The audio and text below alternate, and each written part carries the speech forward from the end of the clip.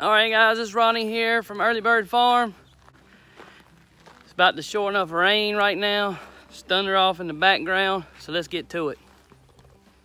Alright guys, I've been in talks with some of my farmer friends. Rob the Sapper Gardener, CB from CB's Greenhouse and Garden. And I've been asking them about some stuff I have going on, tomatoes and fertilizing and all. You know, YouTube is a good source of information, not just from the videos, but you connect and make friends with these people, and then you can ask them questions of stuff you may not know. Now, I have been growing things a long time, but it's been a long time since I gardened. It's probably been 15 years at least since I've planted a garden. And some of this stuff I just never planted, but I'm going to show you a little update of what it looks like. These four planters right here don't look like much, but if you see that starting to regenerate right there, this is what I'm talking about right here. These are muscadine vines. These are wild. These were growing out in my field out there, and I dug them up. You really shouldn't dig up stuff in the summertime, because it usually don't last good. These vines are pretty hardy. I'm hoping these other ones, I think this is pretty much gone, but I'm hoping these other ones will come out. That's some monkey grass. I really got to get in there and transplant this. You can see it's starting to get real light green, and they didn't got root bound, so I need to figure out what I'm gonna do with this. This little planter right here, I'm trying to grow some black-eyed Susans in. So I'm not sure if that's two of them coming up there, and that's something different. So if you know what it is, let me know in the comments below. These are Cherokee purple tomatoes. This is in the planter box I got here. I lost one right there. Still have these two. These are looking pretty spry. These sprouted in this box, and after they got about 4 or 5 inches tall, I dug a deeper hole and stuck them down deep in the hole so they'd have a good root structure. And this is some bush beans here. Here's my okra. This is a mixture of okra. Some of this okra I bought from the store, and some of this I got from Rob. Some of this is a dwarf variety, and I'm thinking the ones with the red veins and all is what I got from him. But these were not looking too good last week. I come back from vacation, being gone for a week, and I really expected these to have taken off. But it looks like this week is the week that they're starting to take off. You can see there's some new leaves shooting up on them, and they're starting to really spread out. And I have some basil mixed in there. There's some basil along with some beans. I did plant some spinach in here, but I don't think none of that's coming up. These are my tomatoes. As you can see, I got some good fruit coming on. See them right there? That's the cherry tomato. There's some more popping up right there, some more flowers. This is my Roma tomato. It has quit growing. It stopped right here. I don't know if this is an indeterminate or a determinate variety. It has a few fruits on there. You can see them right there. But it's not putting out any more flowers. Well, yeah, there's a few flowers right there. So it's not growing anymore though. Couple things I did was I slid it back from the brick wall here because I thought it was getting too hot from the brick putting off heat. CB told me to put some lime on it, so I've limed this, and I also put some Epsom salt in here, magnesium sulfate. You can see I get lots of blooms on here, but they just fall off, and they look like they've been cut. You can see that bloom right there. They all get this little knot right here. See that little knot? And then they fall off. You can see them right there all falling off. And these are fresh blooms that just put out. And these are already wilted over. So this is about 5 foot tall now. Almost 6 foot tall. Well, it's inside this container, so you gotta take into consideration of that. But it's a pretty tall plant. All right, now we're gonna take you over to the garden. Let you see what it looks like.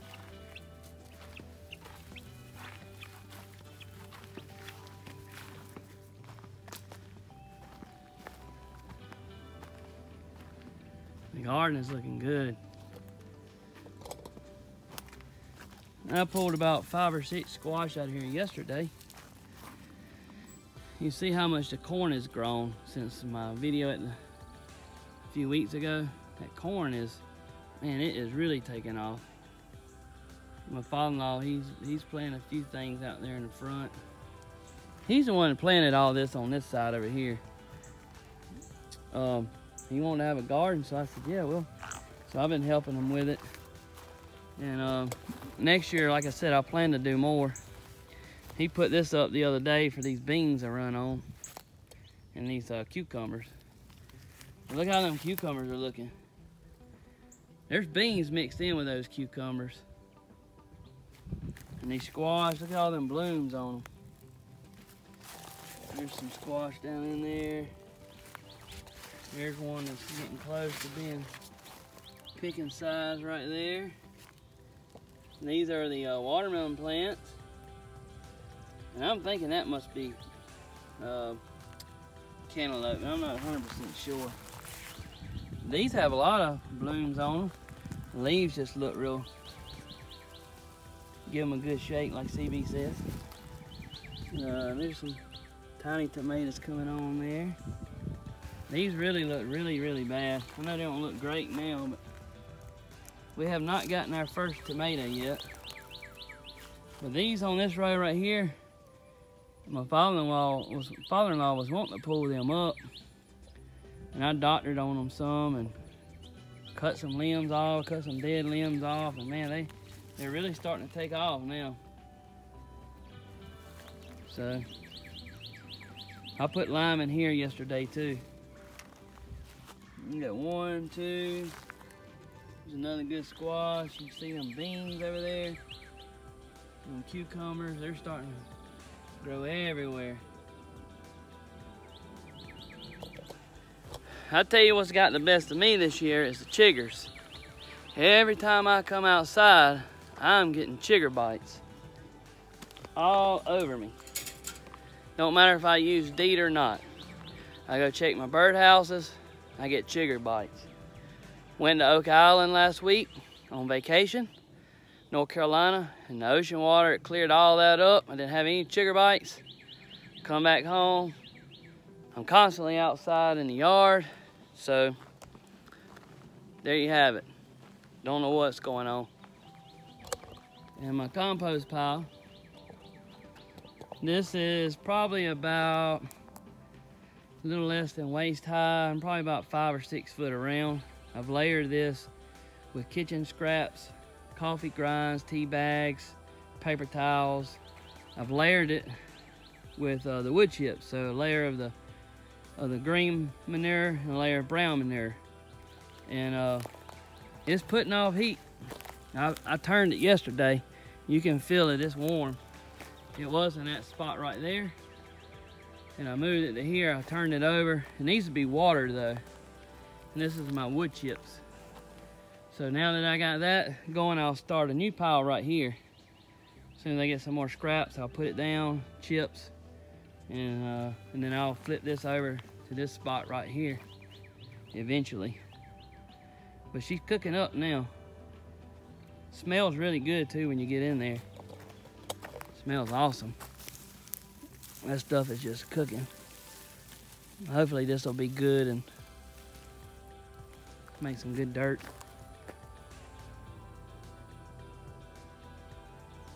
Finally got the little small pasture here cut. It's really rough. I cut it with a, I don't know if you look in a video, I'll post a link to this video right here. But there was a video of where I hired a guy to come and use a skid steer with a forestry mower to come cut all this. Well, that was last year, and in the beginning of this year, I rented one myself, and I cut all of this. Well, by the time spring hit, this stuff was back knee high.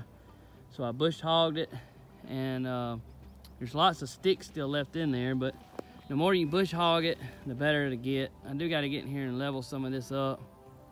So I plan to work on that some in the next few weeks. And I do want to take some more of these trees out. Thinking about using this area to plant some stuff, maybe I don't know, maybe next year I'll plant a lot of sweet corn out here, maybe some tomatoes, some rows of tomatoes. Not really sure, but especially this upper level. There's actually terraces in this, and there's a creek that runs down that whole wood line right there, all the way to the lake that's in front of my house.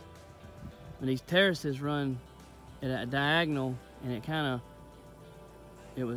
don't really, I don't think it really functions now like it used to, but it functioned originally to run that water to the creek, but it kind of controlled it. So there's a terrace, and in front of the terrace there's a little swell.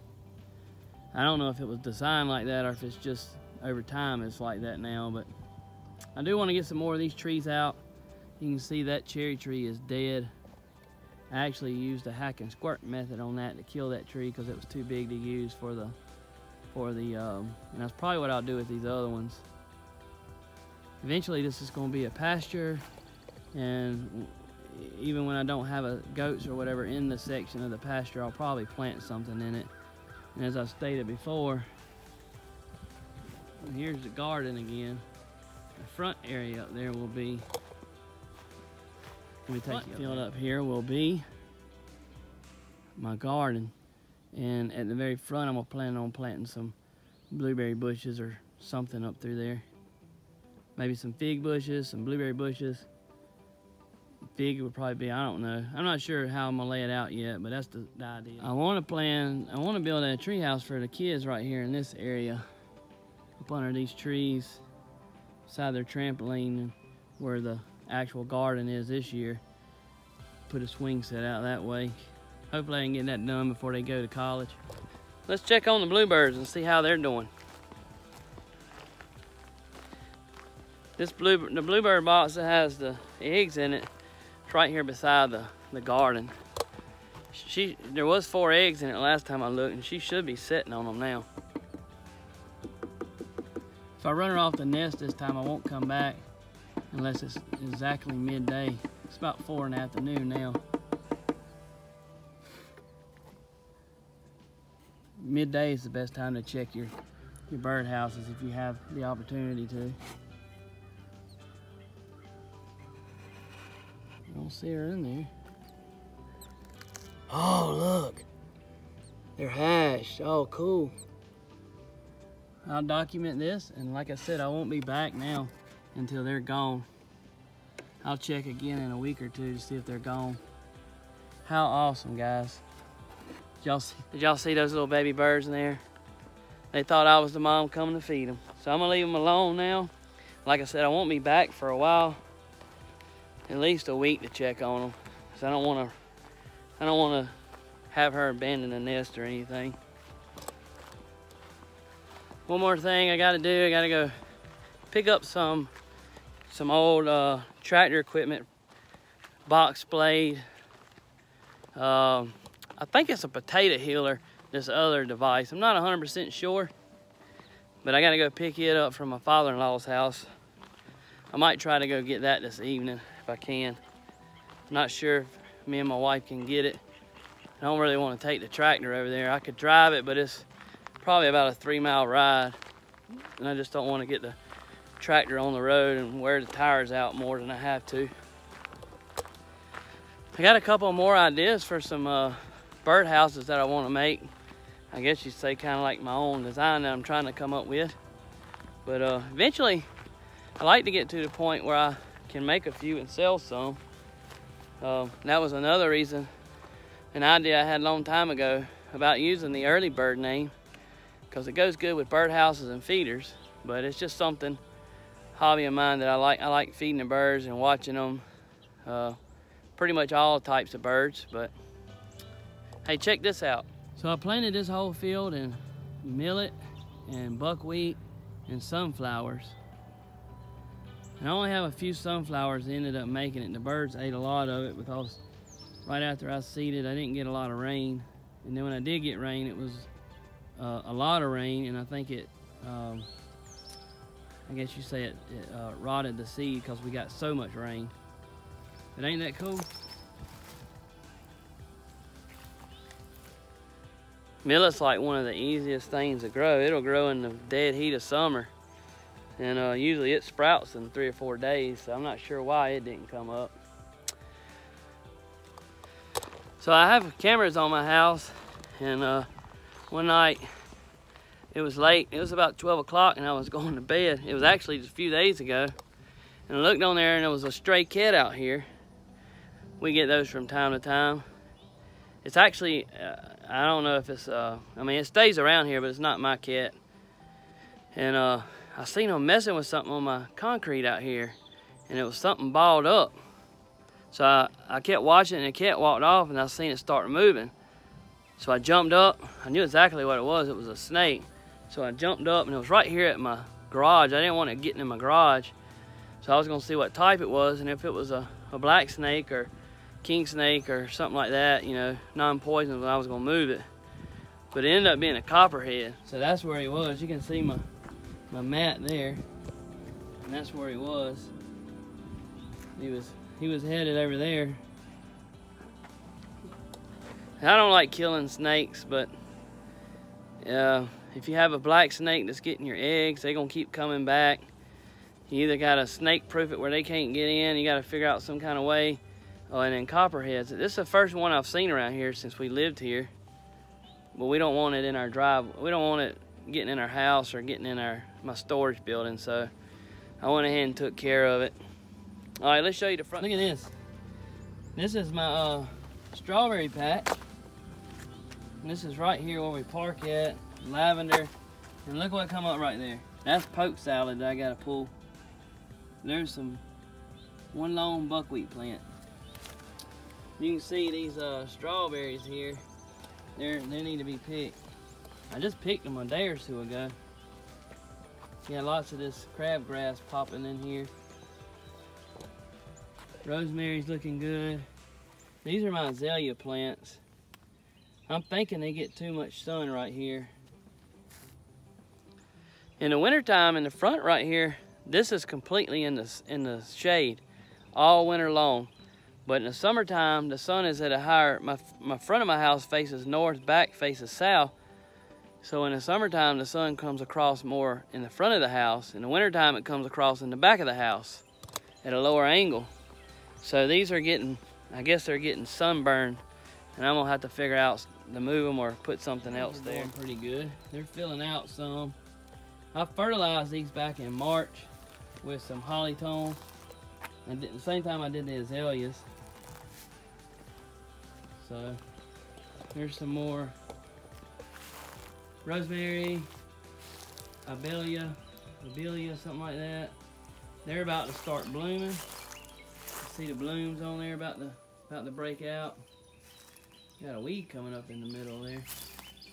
Actually, I got two. Here's another Cherokee purple. It's not really growing much, but some creeping Jenny creeping along.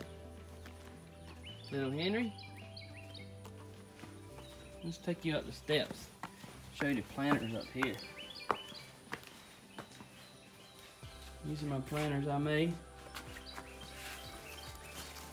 Look at these cucumbers. Planted these from seeds. These are in the shade too. I'm just gonna let them run up that chair right there. Looking good.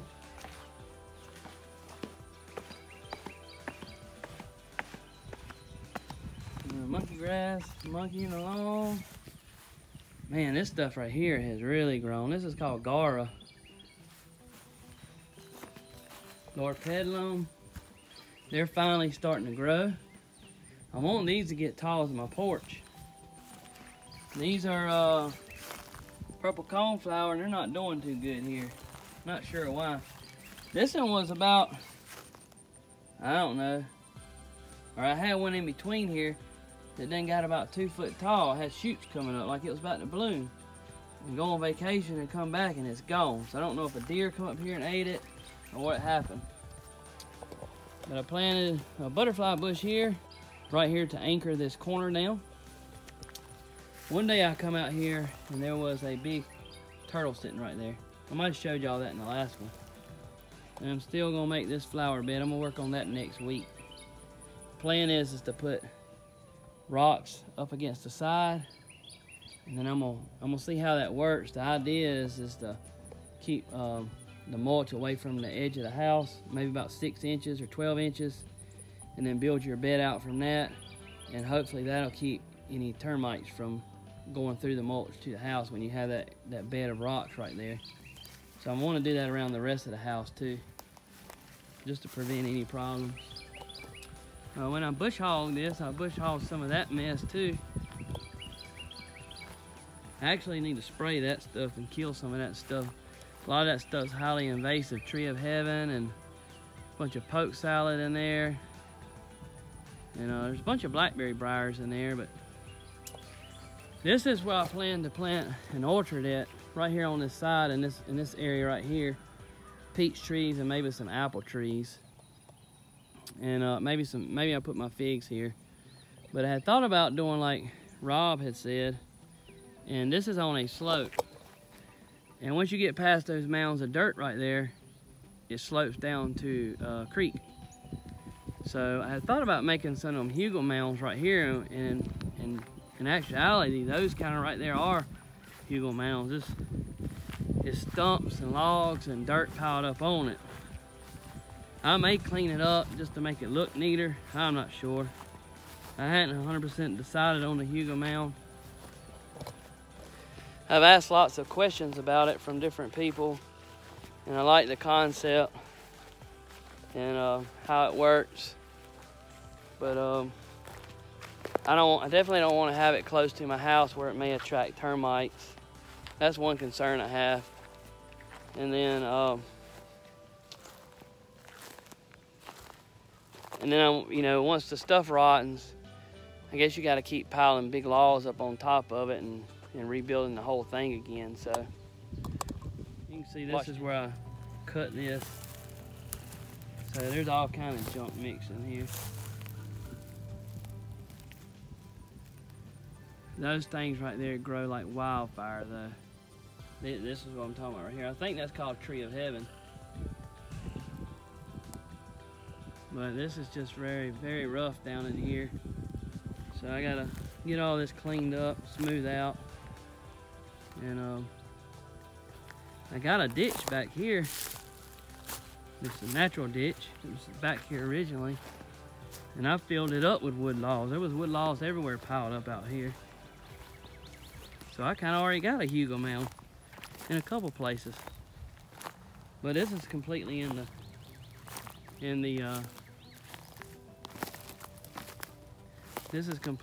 the shade over here. I have lots of see this grass right here? It's called deer tongue. I have this deer tongue. It's everywhere out here. It'd get up to about 48 inches, 36 inches. Has a vanilla smell to it. And even up until recently, they harvested that stuff and mixed it in with cigarette tobacco to give it a flavor or whatever. But it's a native to my state, and it just grows wild out here everywhere. Tons of it.